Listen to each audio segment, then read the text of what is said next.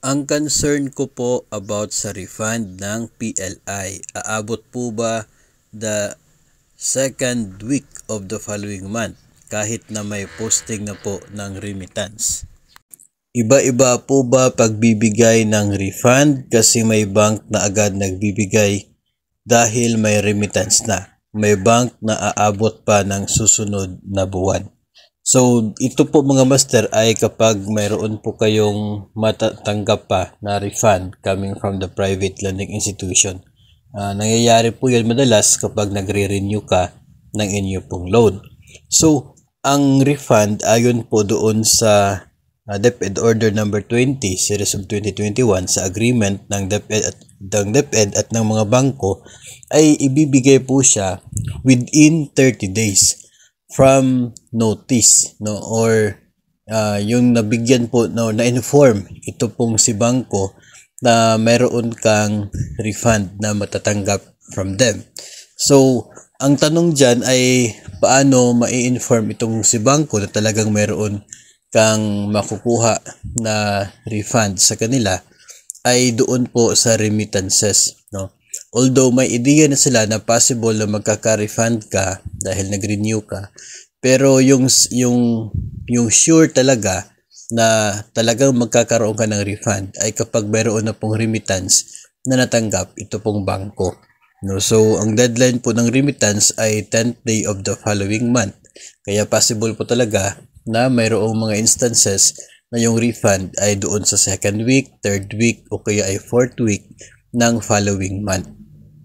Madalas din po na magiging medyo may katagalan ng kaunti kapag marami pong branches yung bangko kung saan po kayo umutang, tapos doon po sa main branch yung pag-deposit ng inyo pong remittance, no. Kasi nga ang gagawin po niya ng mga bangko ay para magkakaroon pa ng pag-transfer ng ng mga funds siguro coming from the main branch kung saan tumanggap ng milyon-milyon na remittance papunta sa iba't ibang branches kung saan intended yung mga remittances na yon kasi nandoon yung account ninyo, no. So yung process po na yan ay dagdag po doon sa mga araw na nire-require bago makapagbigay ng refund ito pong bangko, no. So definitely ay mangyayari talaga siya after the remittance kapag nandoon na sa account nila at na-inform na itong si PLI na mayroong kang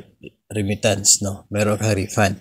Kasi mayroon naman po yung listahan ng mga personnel na siya pong nagkaroon ng deduction at included doon sa niremit ng agency papunta sa bangko. So sa experience ko po ay nandoon po sa last week ng following month, doon po madalas na natatanggap ko po yung refund na intended, no, kapag nagre-renew po ng loan.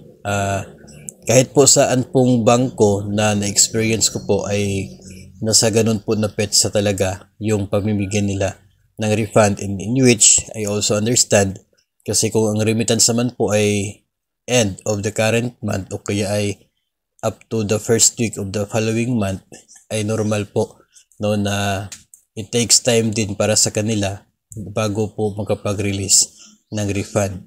So makipag-ugnayan na lamang po doon sa inyo pong bangko para agad po kayong ma-inform if ever magiging available na yung refund ninyo.